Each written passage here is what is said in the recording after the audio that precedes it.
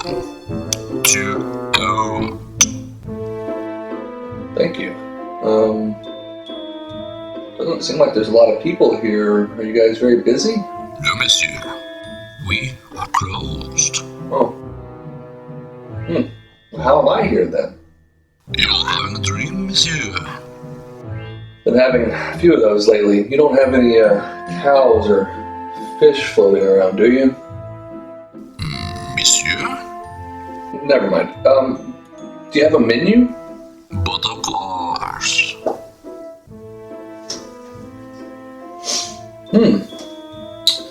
Escargot. Filet of pois. Ooh, that sounds nice. What are you thinking about, Anubis? It's a chicken. Chicken, yes. Oh, let's see. Grilled chicken, chicken breast, goat cheese, sundried tomatoes. That's a chicken roulade. That sounds good. $28 for a chicken breast? Garçon. Is this right? Oui. Wow.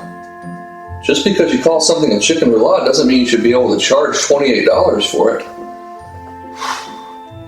I'm not chicken of no roulade, and you shouldn't be either. You can make it at home. It's pretty straightforward. I'll show you how.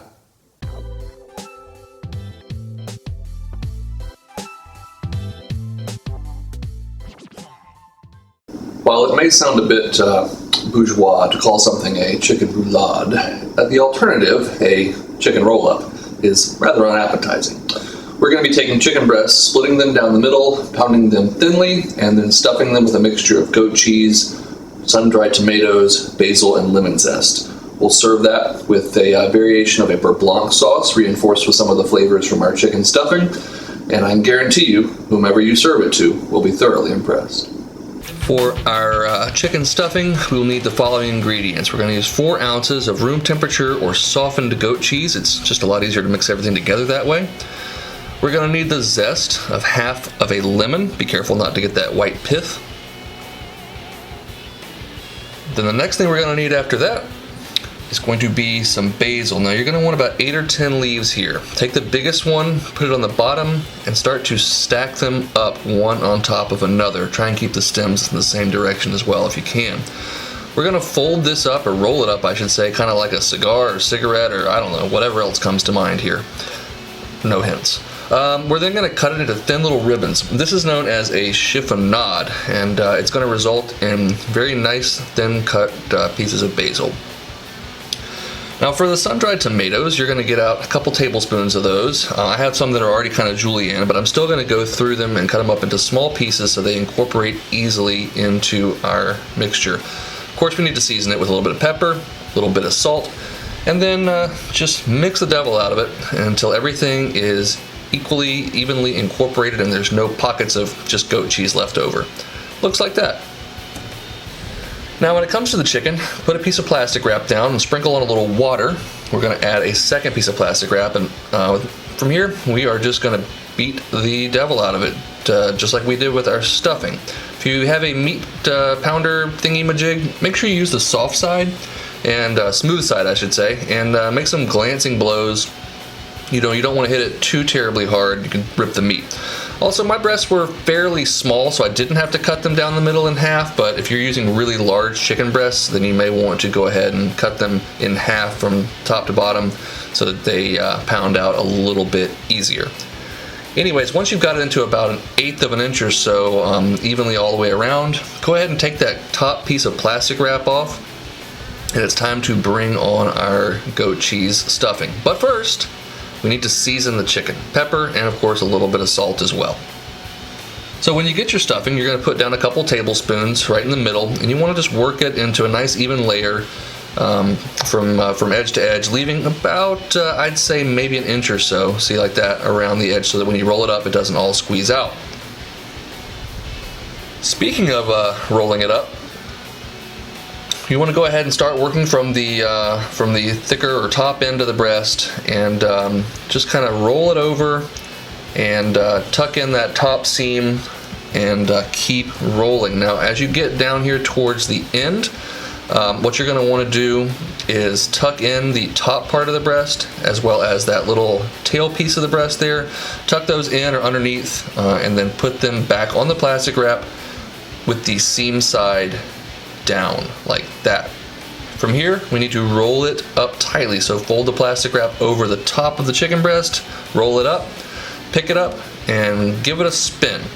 This is going to work that breast into a nice round shape and gets the air out of there.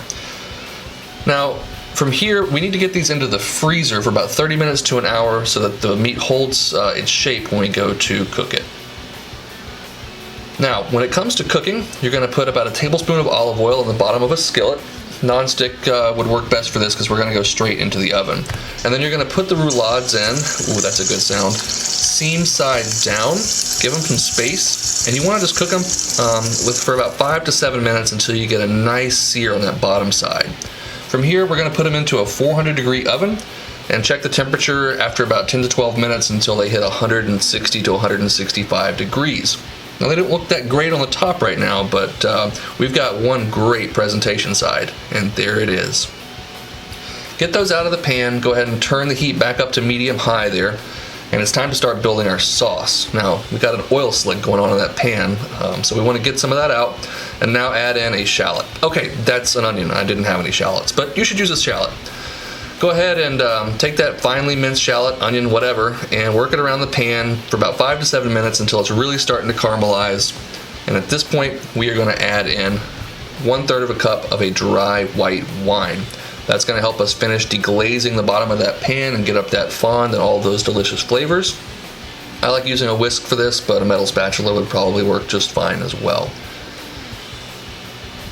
Once that alcohol is cooked off a little bit and you've thoroughly deglazed your pan, it's going to be time to start adding our other flavorings. First thing we're going to be adding is the juice of 1/2 of our lemon from earlier. Now, if you really like lemon flavor, you can add the whole thing, but I find that it gets to be a little bit too acidic if you do that, unless you're dealing with a very small lemon. Go ahead and let this cook down a little bit as well. Some of that lemon juice is going to intensify and reduce, and at this point, we're going to add about 1/3 of a cup of heavy cream. This is going to add richness and body to the sauce. Go ahead and stir that until it reduces by about half, making sure we're getting all that delicious flavor off the bottom and the sides of the pan. Once it's reduced there, go ahead and turn the heat off, and now we will begin to finish our sauce by adding 4 tablespoons of ice cold butter. It needs to be cold, not room temperature. If it's not cold, it'll melt too fast. You're going to work those in one at a time, again with the heat turned off. And what this is going to emulsify this final sauce and make it rich and luxurious and creamy. Now, once all that butter is worked in, we're going to add some more basil. I got another 8 or 10 leaves here that I cut up in a chiffonade. We're going to get some cracked pepper in there and just a little bit of salt so that our sauce has a good seasoning. Now, when it comes to plating, I cheated. I made some mashed potatoes. Hopefully you know how to make those. If not, I can throw them in a video coming up. But you can really serve this with anything you want. I like the mashed potatoes because they provide a nice bed. That's what I'm making here, kind of putting the potatoes on the plate and putting a bed there for the chicken to go in. We're going to cut the chicken into about, 1/2-inch slices or so. And once you've got it all cut up, it's time to plate. Now, you want to make sure that we are showing off that beautiful golden brown presentation side. So we're going to make sure we rotate that chicken breast up so that that side is facing up. And kind of fan out the pieces so that people can see that beautiful stuffing that's on the inside. Take your sauce and ladle on a couple of good spoonfuls, but I like to only do it over one edge. I don't want to totally cover up that nice golden brown crust. Once you've got your sauce ladled on, we need to add a little something green, right? So I put a sprig of basil on the side, wiped down the plate, and there you have it. When it comes to chicken breasts, the B very often could stand for boring, basic, bland. This dish ensures none of that is true. Let's give it a shot. See how we did.